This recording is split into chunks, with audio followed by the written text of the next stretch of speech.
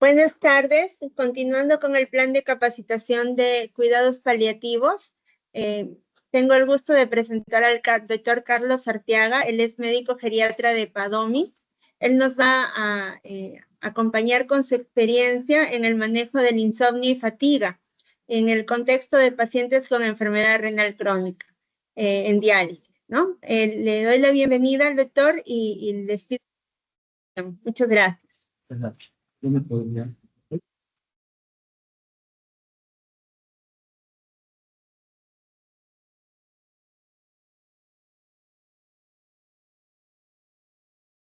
Muy buenas tardes, un gusto estar aquí con ustedes. Bueno, me toca a mí hablar lo que respecta al manejo de insomnio y fatiga, básicamente en pacientes que son con enfermedad renal crónica, ya en las partes, la diálisis o enfermedad renal crónica terminales o dentro del contexto mismo. Lo que vamos a tratar.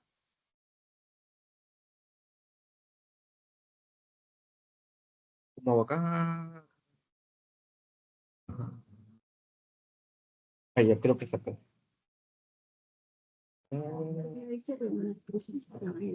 Aquí. Ya.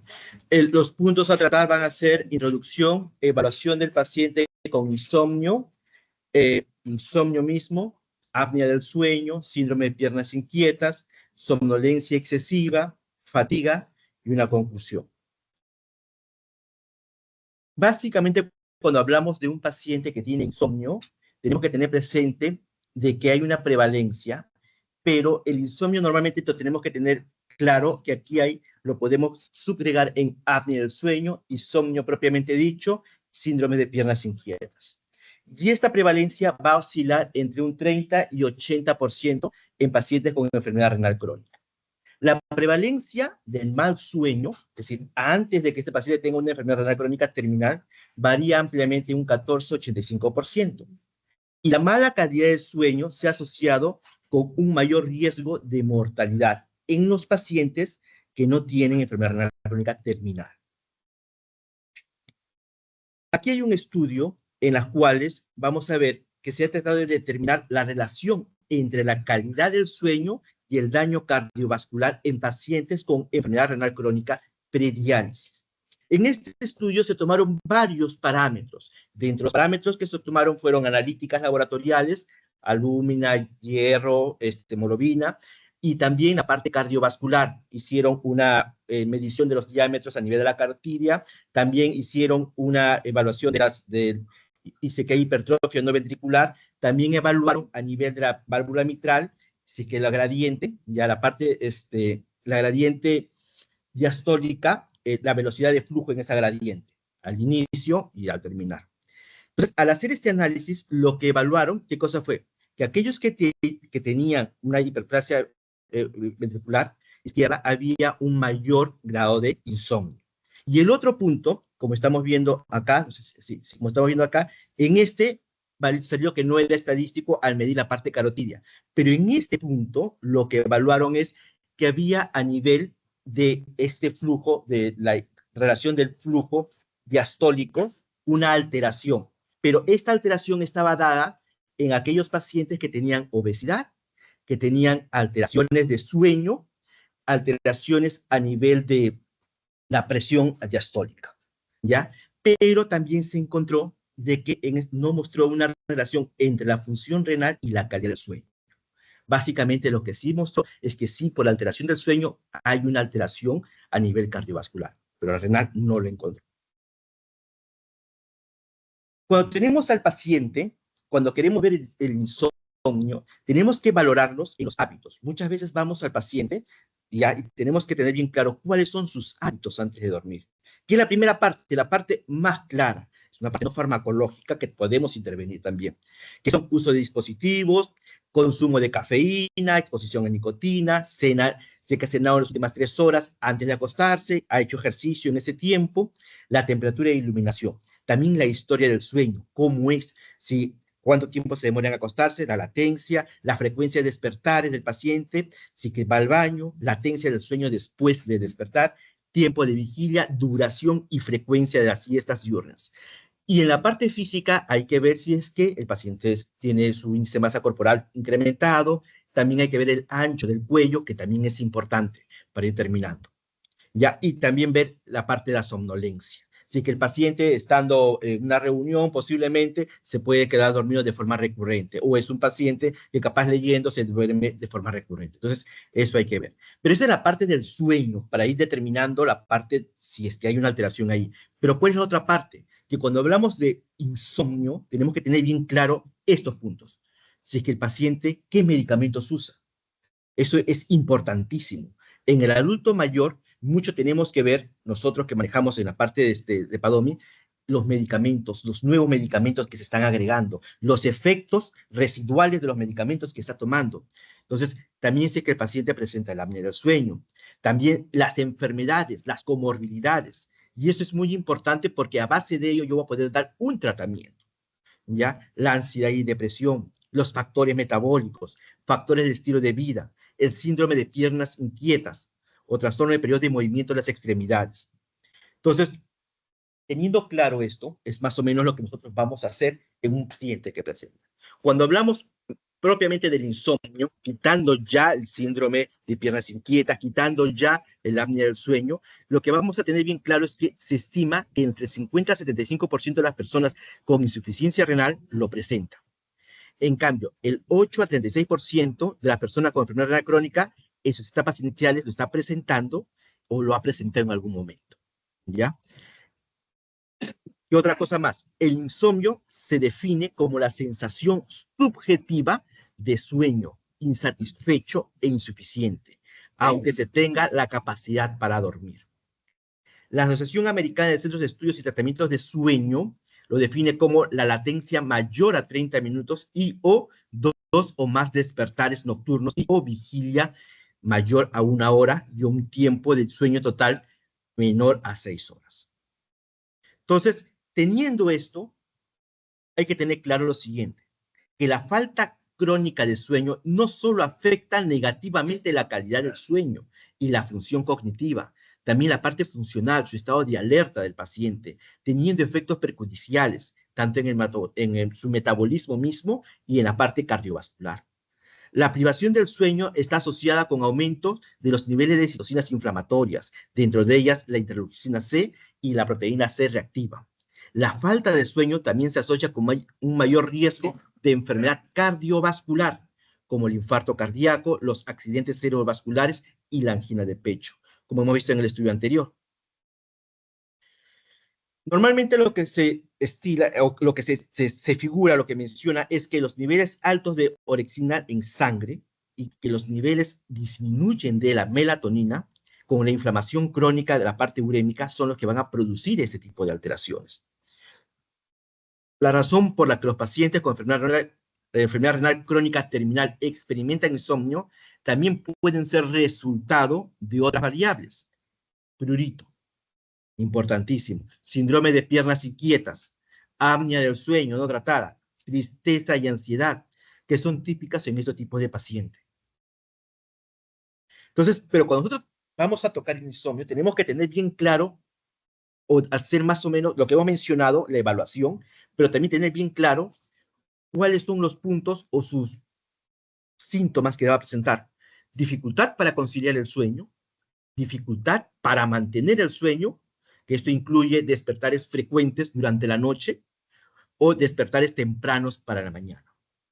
O lo otro es que el sueño no es reparador, es decir, a pesar de la duración adecuada del sueño, la sensación del paciente es que se siente cansado. Un sueño de mala calidad. Entonces, el trastorno de insomnio se diagnostica cuando el problema del sueño no se explica por otro motivo. Eso es importantísimo. ¿Qué sucede? Normalmente tenemos nosotros los adultos mayores, bueno, soy geriatra básicamente, ese va a ser, pero fisiológicamente tenemos claro de que cuando viene la parte urinaria, ellos por la parte, el cambio a nivel de la zona del uretre, en la inclinación, va a tener frecuentemente sensaciones de ir al baño. ¿Ya? Y esto también se puede dar. Entonces hay que buscar formas o alternativas en las cuales el paciente conozca y cómo pueda él controlar o se pueda poder sobrellevar toda la situación. Entonces, también hay que ver que básicamente esto no es un insomnio meramente, sino que hay un problema de fondo que tenemos que buscarlo o darle una solución para que él pueda estar más tranquilo. Suele ir acompañado de hiperactivación física cognitiva al acostarse, como tensión muscular, incapacidad para relajarse o sensación de mayor vigilia. Estas son algunas de las patologías que va a presentar algunos tipos de alteraciones a nivel del insomnio. Dentro de ellas la insuficiencia cardíaca congestiva, el EPOC, el asma, la insuficiencia renal crónica, la hipertrofia prostática, la enfermedad por reflujo gastroesofágico, que también es frecuente en el adulto mayor, ya, fibromialgias, osteoartritis, artritis reumatoide, hipertiroidismo, diabetes, la enfermedad de Parkinson. Por ejemplo, en la enfermedad de Parkinson tenemos bien claro los tratamientos. Muchas veces el tratamiento de levodopa carbidopa que le damos en la noche y le damos a una dosis alta hace de que este paciente no pueda dormir.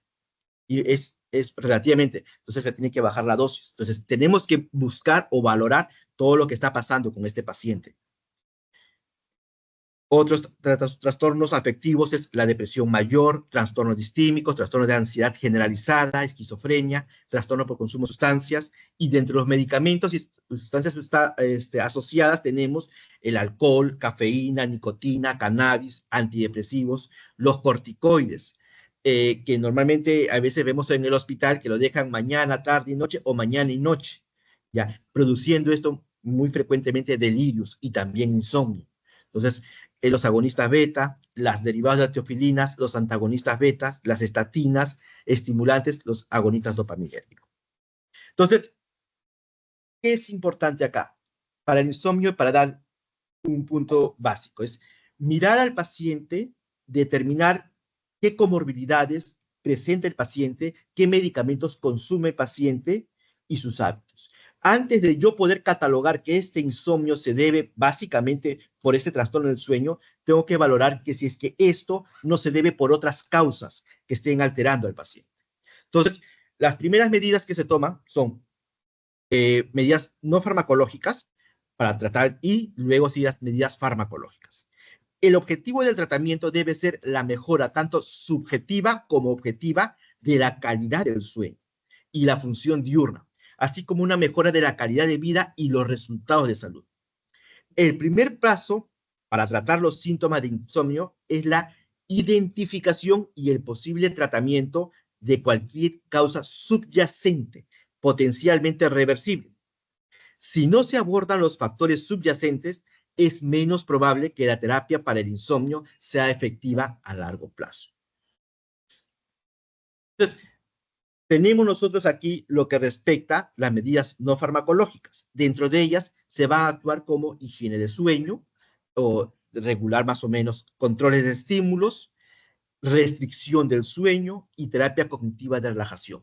Esto va a permitir que el paciente pueda regular y tener una programación en sus actividades y él pueda descansar de una forma adecuada. Pero también hay que buscar alternativas para que el paciente esté mejor.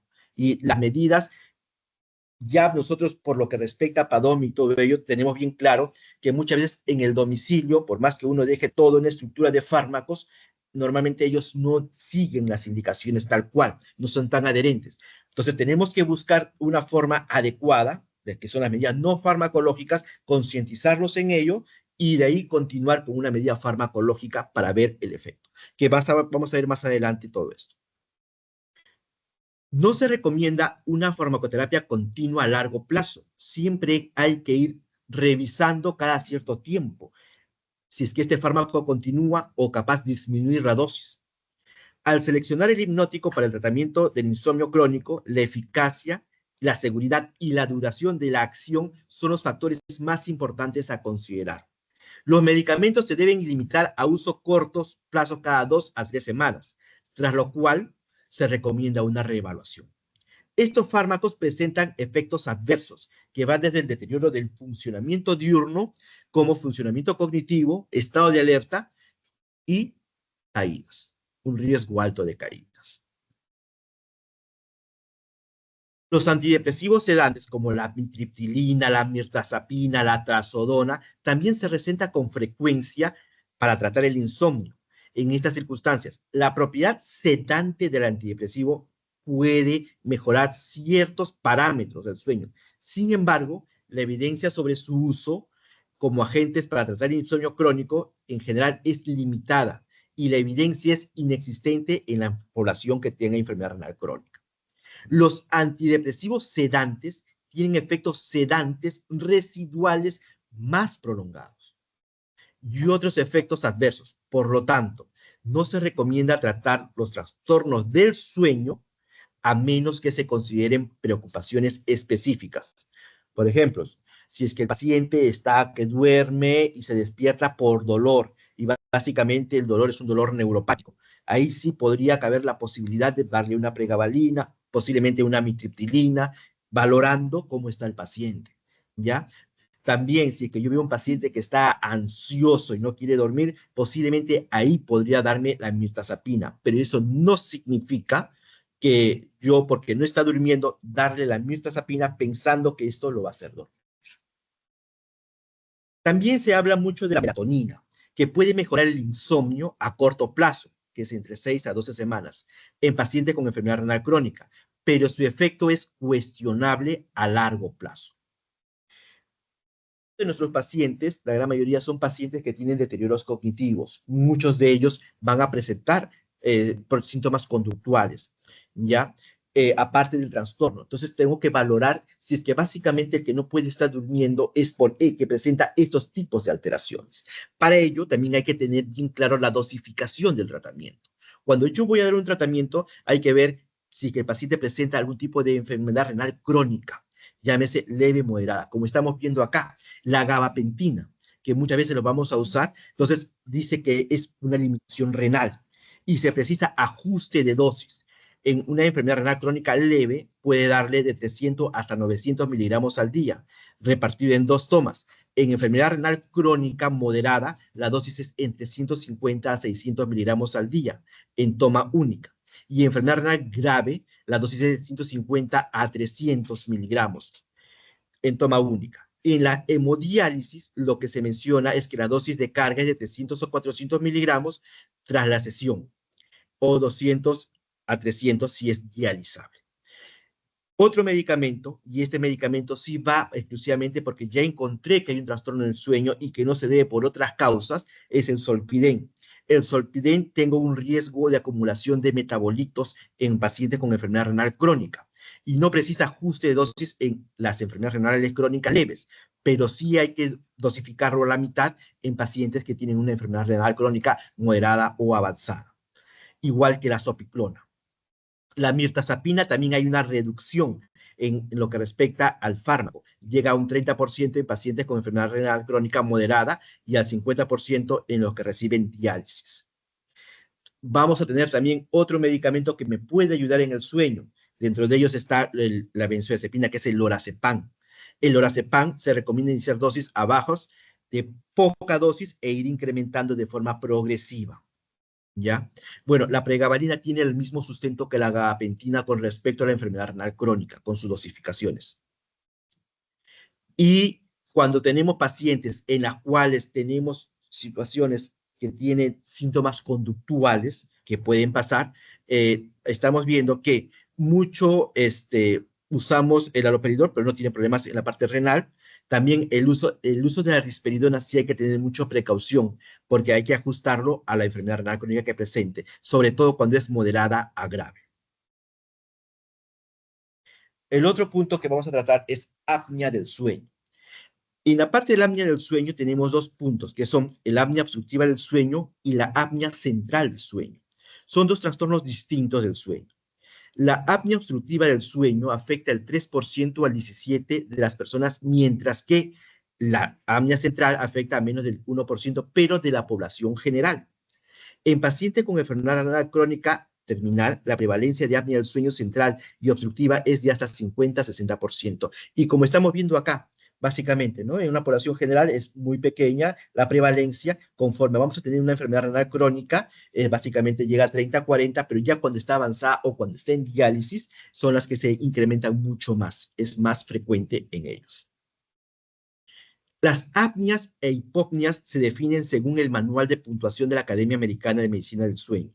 Dentro de ellas, la clasificación de la gravedad de la apnea del sueño se basa en el índice de apnea-hipopnia, que es el número promedio de apnias e hipopnias por hora de sueño.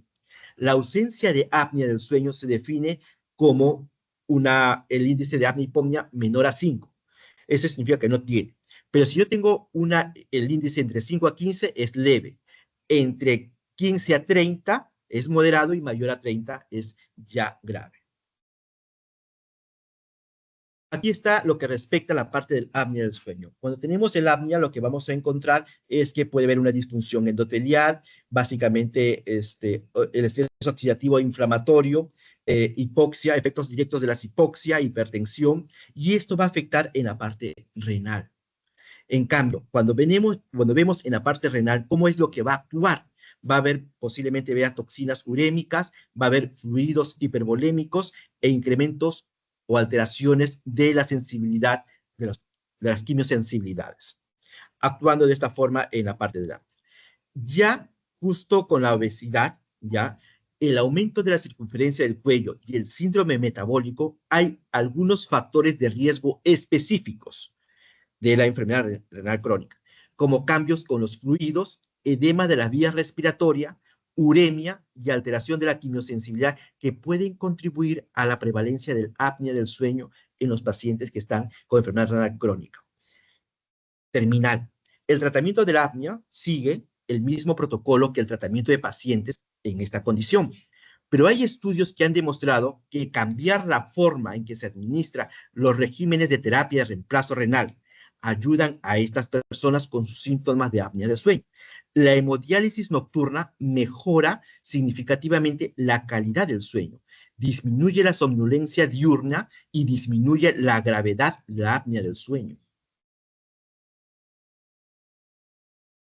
Aquí hay un estudio en la cual se trata de poner o probar la hipótesis de que la eliminación de fluidos por ultrafiltración reduce la gravedad de la apnea del sueño obstructiva y también de la apnea del sueño central en pacientes con enfermedad renal crónica terminal.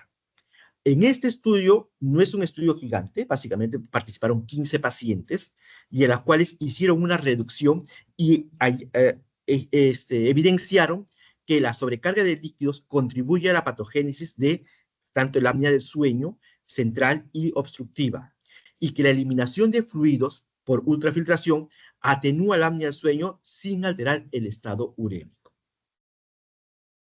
Y básicamente el tratamiento que va a continuar va a ser con el CPAP. ¿Ya?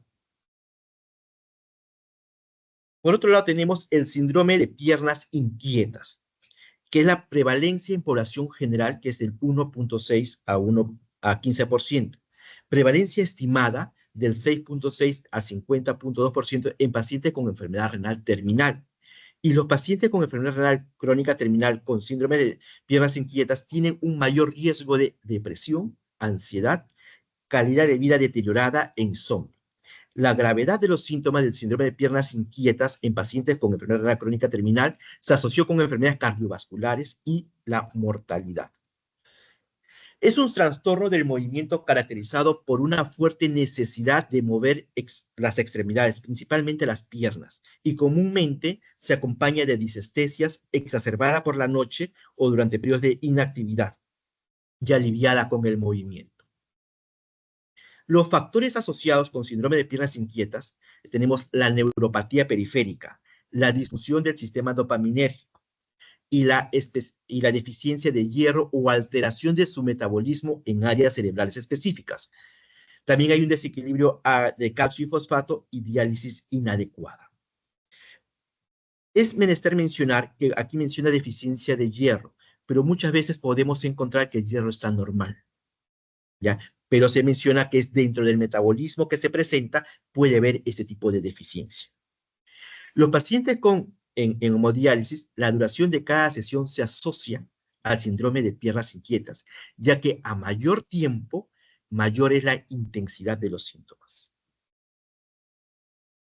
El diagnóstico de síndrome de piernas inquietas se realiza principalmente mediante la presentación clínica e implica el conocimiento de los 4 criterios diagnósticos: como es el fuerte deseo de mover las extremidades, que generalmente se acompaña de sensaciones anormales, el empeoramiento de los síntomas en reposo, parcial o totalmente aliviado con el movimiento, y el empeoramiento de los síntomas por la tarde o por la noche, sobre todo. La terapia farmacológica. Aquí traté de revisar, encontré 3 artículos diferentes, y vamos a ver que en el 2020 dan preponderancia a los agonistas dopaminérgicos no ergotamínicos. Dentro de ellos el pramipexol, el ropinirol y roticotina, que son parches en las cuales permite la roticotina de tener una mejor aplicabilidad y le va mucho mejor a los pacientes, ya debido a que los parches permiten de que sea continuo el fármaco.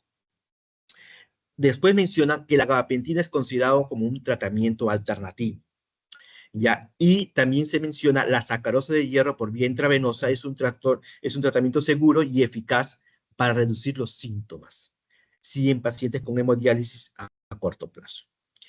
Posteriormente, ya sale un metaanálisis en las cuales refieren de que yo teniendo cuál es mi eficacia y cuál es la aceptabilidad, evidencia que para mi eficacia la gabapentina es la más adecuada, pero para mi aceptabilidad no tanto, debido a que la gabapentina tiene efectos secundarios, como letargia, somnolencia, y por eso muchas veces los pacientes han ido dejando este medicamento, ¿ya?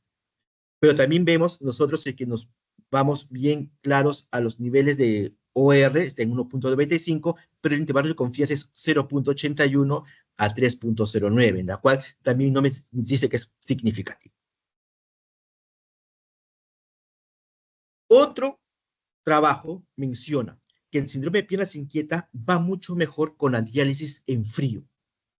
¿Ya? Recomienda la diálisis en frío y también recomienda los ejercicios intradiálisis, en las cuales me veo una mejoría, ¿ya? Después también mencionan los masajes con aromaterapia y la gabapentina, que también me ve que es adecuado. Aquí sí se evidencia. Y lo importante es que en este estudio también ven la calidad del sueño, y con la calidad del sueño va muy bien con la gabapentina. Y aquí está básicamente, ¿no? Aquí están los diferentes tipos de tratamientos que se dan, y como vamos a encontrar, nosotros la gabapentina tiene una eficacia adecuada, pero su estado de aceptabilidad aún sigue siendo baja por los efectos secundarios. Lo que sí se recomienda que la gabapentina, si vamos a dar en estos pacientes, se tiene que dar después de las sesiones de diálisis a una dosis de 100 a 300 miligramos. Insomnio y fatiga. Este estudio lo pongo, es básicamente, en la cual tenemos que tener claro, ¿no? Si la fatiga va a estar asociada por el insomnio mismo, por alteración del sueño. En este estudio, lo que se ve es examinar la asociación de fatiga con la calidad de sueño subjetiva y objetiva, identificando otros factores modificables asociados a la fatiga. Fue una encuesta en la cual participaron 87 pacientes, tanto que tuvieron enfermedad renal crónica de forma global, tanto las que son predialítica, las terminales, y las normal, y las que tienen estudios anteriores. Utilizando la evaluación funcional de la terapia de enfermedades crónicas, fatiga, y la escala de vitalidad S. Lo que se encontró que los factores predictores de fatiga fueron enfermedad cardiovascular, hipoalbuminemia, síntomas depresivos, alteraciones del sueño subjetivo reportado por la persona, alteraciones hipersomnia, alteraciones del sueño en el día, y síndrome de piernas inquietas. ¿Ya? ¿Y qué es lo más característico acá? Que también, dentro de ellos también estaban los síntomas de los apneas del sueño, que también son factores cardiovasculares y todo, no se encontraron como predictores en este estudio. ¿Ya? Y se observó que la gravedad de la fatiga era similar en la enfermedad renal crónica, que no estaba en fase terminal, como en aquellos que era en enfermedad renal crónica terminal. ¿Ya? Entonces, cuando hablamos ya, entramos en la parte de la fatiga, vamos a encontrar que los pacientes describen como cansancio extremo y persistente, debilidad, agotamiento o falta de energía que está fuera de la proporción a su grado de esfuerzo y puede interferir con el funcionamiento físico. También estos los síntomas físicos de la fatiga incluyen debilidad muscular o poca resistencia, mientras que los síntomas psicológicos incluyen una sensación de mayor esfuerzo o disminución de la resistencia cognitiva. Es difícil tener un cuestionario, no hay un cuestionario como tal para ver la fatiga, enfermedad renal crónica. Lo que se está usando normalmente son la evaluación funcional de la terapia de enfermedades crónicas de fatiga, ya es la única que podemos ver, ya. O también hay otra que es básicamente de Edmonton, que básicamente la parte paliativa lo usan para que tú puedas determinar el grado, si que tú sientes que tienes fatiga.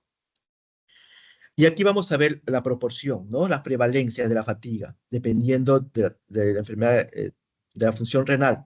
Menores de 45, entre menores de 20, aquellos que van a tener una fatiga severa, que están en estadio 4 a 5, estadio menor a 15. Un estudio prospectivo de 266 pacientes ambulatorios reclutados consecutivamente con estadios 2 a 5 de enfermedad renal crónica informó que la presencia de cualquier fatiga frente a ninguna se asocia de forma independiente con muerte, hospitalización o inicio de diálisis.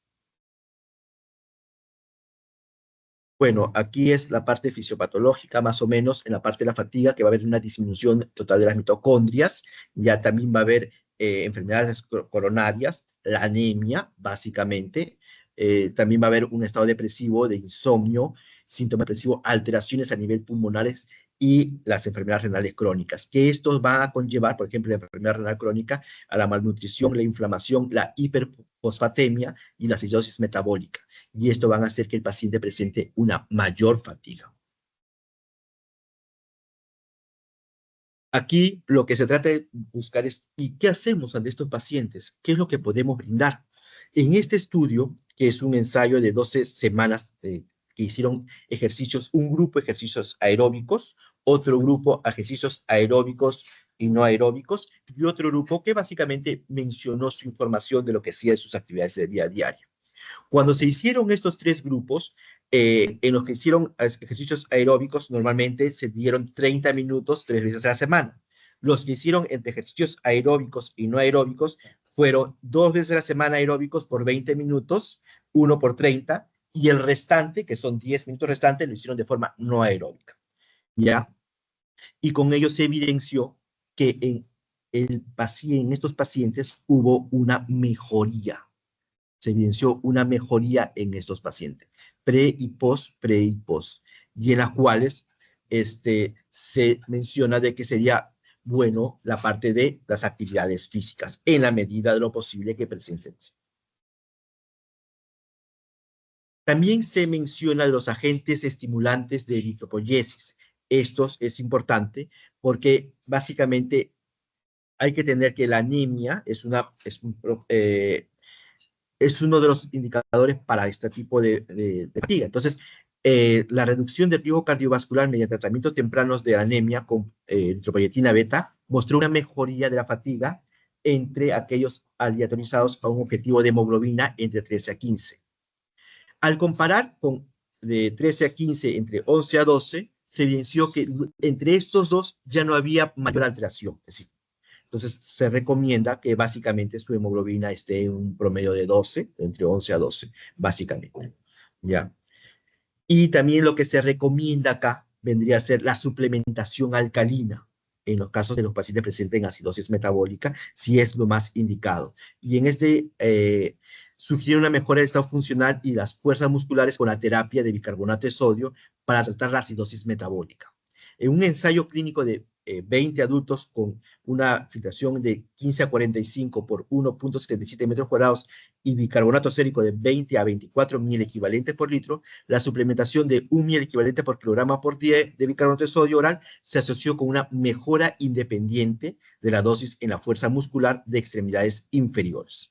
Y otro estudio evidenció que también al suplementar el bicarbonato, lo que permitió fue un aumento de la circunferencia muscular en comparación con el placebo. Y esta es la otra parte, que es básicamente la somnolencia excesiva, ya, que es ya la parte terminal. La prevalencia de somnolencia diurna es 67% de los pacientes con diálisis.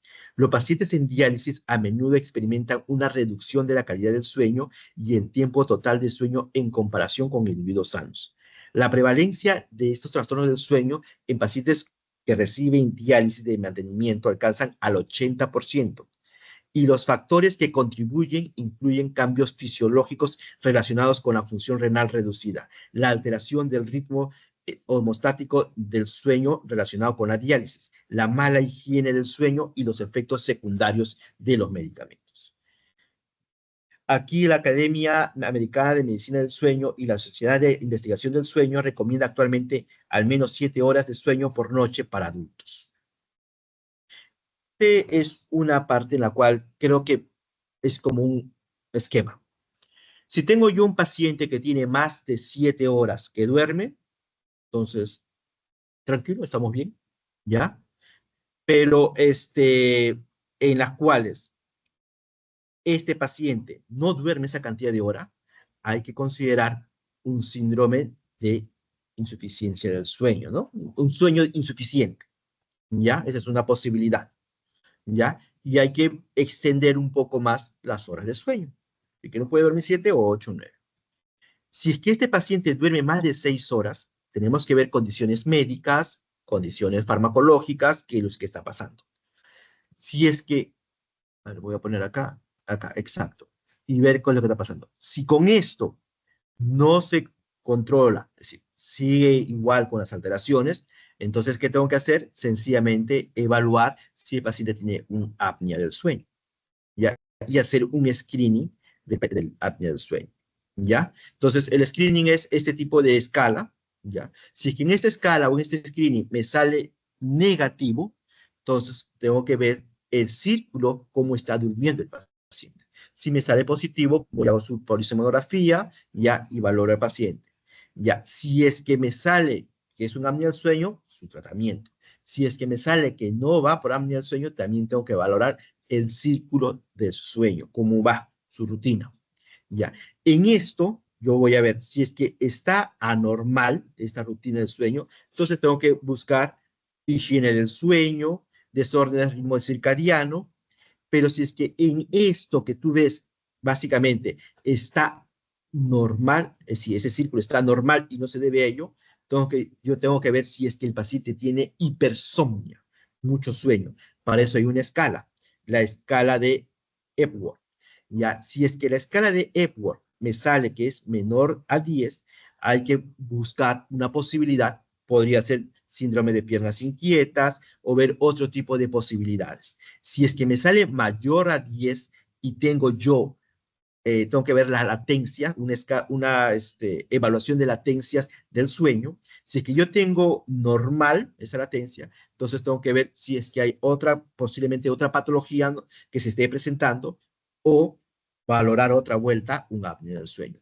Pero si es que me sale que es anormal, entonces tengo que considerar la posibilidad de narcolepsia o hipersomnia idiopática. Los medicamentos que producen somnolencia tenemos bien claro el dolor, los opioides, y tenemos que tener claro que las enfermedades renales crónicas, los opioides hay que tener mucho cuidado, muchísimo cuidado, porque muchos de ellos pueden producir alteraciones por una mala dosificación. Los anticonvulsivantes, los relajantes musculares, el insomnio, entre ellos antihistamínicos, hipnóticos, benzodiazepina, la depresión y ansiedad, las náuseas, el ondansetron, el prurito, el antihistamínico, la hipertensión, betabloqueadores y alfa-agonistas. El higiene de sueño, que básicamente es mantengamos el horario diario del sueño y vigilia constante, evite estar en la cama actividades que no sean dormir o tener relaciones sexuales, evite las siestas al final de la tarde, evite los productos que alteran el sueño, alcohol, cafeína, nicotina, ejercicios 3 horas previas a la hora de dormir, las comidas 3 horas previas a la hora de dormir, al menos las comidas copiosas, y mantener un ambiente fresco y tranquilo. Retirar los relojes del dormitorio. Y aquí está básicamente lo que hemos hablado, ¿no? El síndrome del sueño insuficiente, el pobre higiene del sueño, la narcolepsia, la hipersomnia. los trastornos del sueño y también aquí la otra parte que no se ve bien es básicamente las enfermedades, las patologías que me pueden producir una mayor somnolencia. Bueno, en estos pacientes se han identificado, lo importante es identificar el diagnóstico y el tratamiento de trastorno del sueño, se complican por la presentación coincidente de trastornos renales y del sueño con otras comorbilidades comunes. El tratamiento de los trastornos del sueño debe ser integral y multidimensional. Gracias.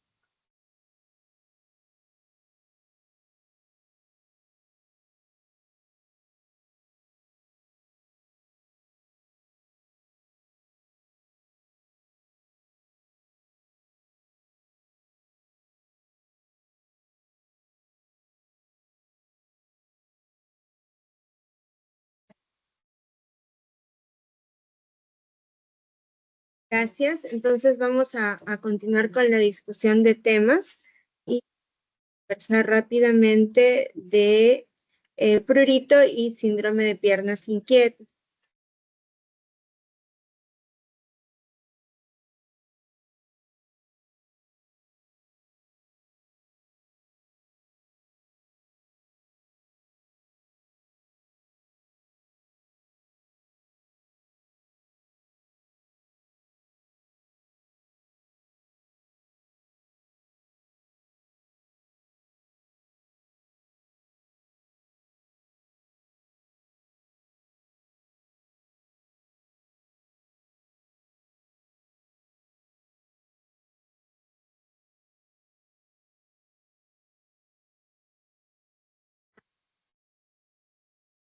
Partiendo, ¿no? A ver.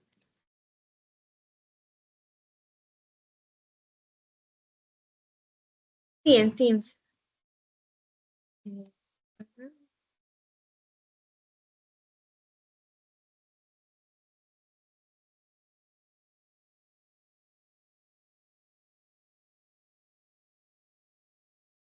Checar en Teams si está compartiendo. ¿Sí comparte? No.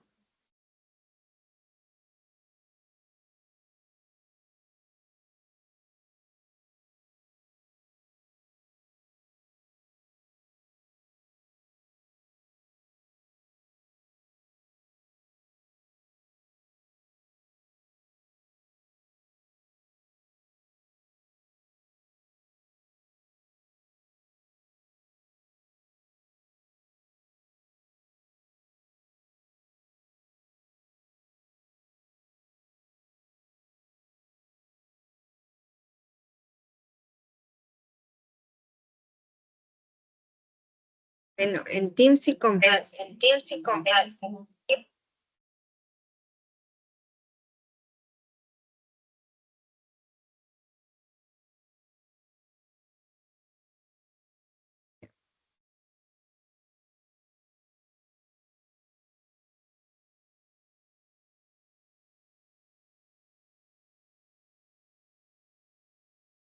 Listo.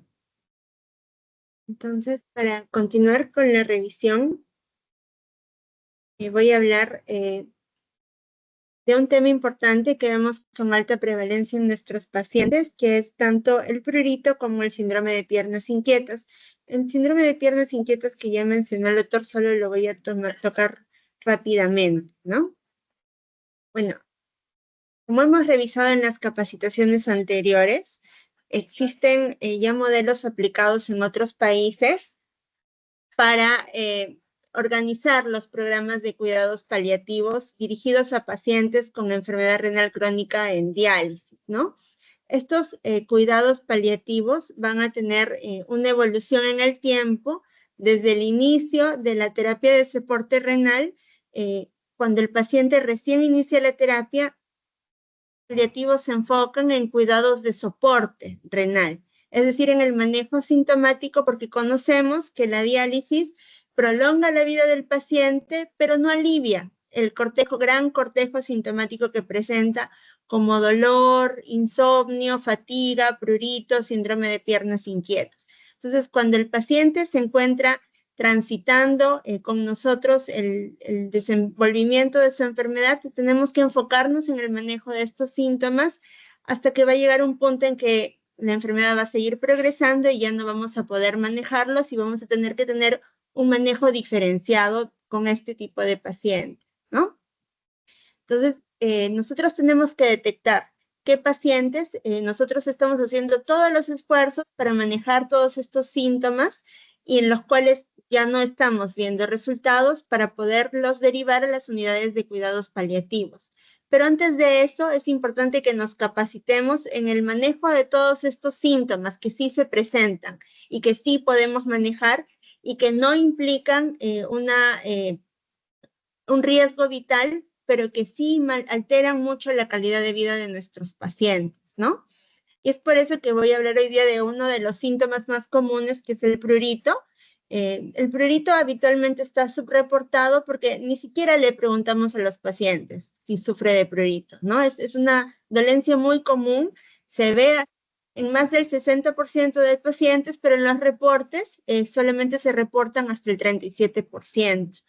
Y un poco menos en los pacientes con enfermedad renal crónica avanzada. Este síntoma se asocia también a una pobre calidad de vida y a un incremento en la hospitalización e incremento de la mortalidad de los pacientes. Es un poco difícil su manejo porque su etiología es multifactorial. Entonces es necesario hacer un abordaje integral para poder ver hasta qué punto puede ser manejado con las medidas que nosotros tenemos en el centro, ¿no? Hay algunos factores que se van a asociar a este hallazgo. Una diálisis inadecuada, el hiperparatiroidismo, que tiene evidencia controversial, el producto calcio-fósforo elevado, que también tiene evidencia controversial, muy común la cirrosis, la resequedad de la piel producto de la enfermedad renal crónica y también de las otras comorbilidades que presentan los pacientes, las concentraciones séricas de magnesio y aluminio elevados, la anemia y el sexo masculino, además de otros factores de riesgo como el exceso de la ingesta de vitamina A, los niveles incrementados de beta-2 microglobulina, que los vemos en casi todos nuestros pacientes con renal residual por el tipo de diálisis que ofrecemos. Como es de diálisis flujo, estos pacientes no van a eliminar estas moléculas medianas y vamos a tener una mayor asociación de prurito. Es por eso que esperamos que cuando se podamos tener un mejor manejo de estos síntomas en nuestros pacientes, ¿no? La insuficiencia cardíaca, las comorbilidades neurológicas, algunos factores genéticos como el tipo de sistema de inmunocompatibilidad que tengan y la citis presentada en nuestros pacientes. La causa es múltiple, ¿no? Tenemos que se puede deber a una hipótesis inmune porque son pacientes inflamados que tienen leucocitos incrementados o disminuidos, pero aún así tienen muchos factores de citoquinas inflamatorias incrementadas y las inhibitorias disminuidas, ¿no? Tienen además desbalances de los receptores opioides. Hay un incremento del receptor que se asocia al prurito y una disminución protege del prurito. Y además tenemos como un factor contribuyente asociado la liberación de histamina por las células mastoideas en estos pacientes. Entonces, son múltiples frentes en los cuales nosotros podemos tomar medidas, pero es necesario primero descartar que haya otras causas asociadas, que no haya una infección por una escabiosis, que no haya otro tipo de lesión dermatológica que requiera un manejo diferenciado por parte de dermatología. Entonces, ¿cómo podemos otra patología asociada examinando al paciente, ¿no? Viendo la ubicación que es preferentemente en la espalda, el prurito asociado a la enfermedad renal crónica, aunque podría incluir brazos, abdomen y cabeza. Algunos pacientes tienen prurito generalizado. Este prurito puede ser continuo, pero también puede durar solo escasos minutos en algunos pacientes, y la mayoría de ellos tienen este prurito de predominio nocturno. Asimismo, este prurito se incrementa mucho con el calor y el estrés. Es por eso que parte del prurito es que el paciente se encuentre en un ambiente fresco y se realice duchas con agua fresca. Las duchas de agua caliente podrían incrementar estos síntomas, ¿no? Se ha visto en estudios observacionales de de moderada evidencia, que el ambiente frío mejora el prurito, para que sigamos insistiendo con los aires acondicionados, ¿no? Y que también mejorar con el ejercicio físico. Un poco irónico porque se supone que con el ejercicio van a sudar, pero la evidencia moderada dice que el ejercicio mejora este tipo de sintomatología. Conocemos que esta sintomatología se exacerba en algunos pacientes en la diálisis, pero que tenemos que intentar educarlos para que ellos también tengan el presente el autocuidado y que mejoren las condiciones que se asocian a una exacerbación, ¿no? Entonces, si bien puede ocurrir en pacientes que dializan adecuadamente, se ha visto que mejorando el esquema dialítico mejoran los síntomas de prurito, ¿no? Y es necesario, como habíamos mencionado, descartar otras causas. Entonces, el manejo inicial del prurito en todos los pacientes es uso de jabón sin fragancia, mejor si son sustitutos de jabón, o sea, glicerina, el uso de agua fría, el ambiente frío, las uñas cortas y los emolientes tópicos con mentol. Este tipo de emolientes tópicos han demostrado mejorar los síntomas en algunos pacientes. ¿Cuál es la dificultad? La dificultad es que no todo esto funciona para todos y que toda la evidencia que hay es moderada para todos. Entonces, es necesario explicarle al paciente que tenemos que entrar con muchas intervenciones y que tenemos que esperar algún tiempo con la mayoría de ellas a ver cuál le va bien a este paciente. Es un tratamiento individualizado. Entonces, algunos abordajes farmacológicos, luego de que se han instaurado todos los abordajes previos, incluyendo el ejercicio, van por el uso de analgésicos tópicos como la pramoxina al 1%, que se puede encontrar con emolientes en algunas cremas humectantes de marca como CeraVe, ¿no? Este tipo de analgésicos tópicos podría ayudar al paciente. Es un gasto en el cual incurre el mismo paciente y no hay la garantía de que sí le va a ir bien a este paciente, pero se aplica solo en las zonas de prurito, ¿no? Y se evalúa mañana y noche y se evalúa luego de una semana. Los antihistamínicos, en teoría, no deberían ayudar en un problema metabólico, pero como hay liberación de histamina por los mastocitos, sí podría haber una mejoría sintomática con el uso de loratadina, con un periodo de prueba de una semana. ¿Qué más? La gabapentina, que se titula, dependiendo del conocemos que produce somnolencia y otros factores adversos, entonces lo que hacemos es titularla de solo dosis postdiálisis e ir incrementándole hasta 300 miligramos cada día según la evolución del paciente y la sintomatología que presenta. Pero hay que se individualizan en nuestros pacientes y que podrían potencialmente mejorar esta sintomatología, como son incrementar la dosis del KTB de 1.7, que es incrementar el tiempo de diálisis, incrementar el QB, explicarle al paciente que esto podría tener un beneficio para su sintomatología. El uso de membranas de alto flujo y hemodiafiltración, que ya estamos en camino a hacer eso, ¿no? Las membranas de alto flujo. El uso de sertralina, que también tiene una evidencia moderada, podría en el tiempo, en algunos pacientes, mejorar la sintomatología cuando hayan fallado a todo lo anterior mencionado, ¿no? Se individualiza. Y la fototerapia que no la tenemos disponible. Entonces, es mejor enfocarnos en lo que sí podemos ofrecerle a los pacientes y sí tenemos en el mercado, ¿no? Hay una revisión del año pasado de Cochrane sobre las intervenciones farmacológicas para el prurito en pacientes en cuidado paliativo, ¿no? Entonces, son múltiples las intervenciones propuestas, ninguna tiene nivel de evidencia alto, todos son como mejor moderado, que es lo que ya he venido demostrando, mencionando.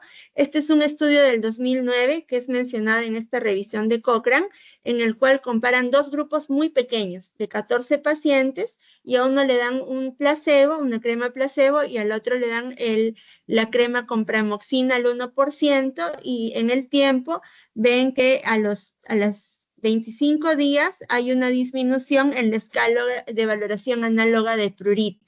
El mismo paciente dice, me pica menos, me pica igual, y esto lo van comparando en el tiempo. y podemos ver que los pacientes que recibieron pramoxina tienen una disminución del prurito según su propia subjetividad respecto a la intensidad de la picazón, ¿no? Respecto a los pacientes de la línea rosada que fueron placebo, que disminuyeron muy poco, ¿no? Ahora, en cuanto al manejo del prurito asociado a enfermedad renal crónica, nosotros tenemos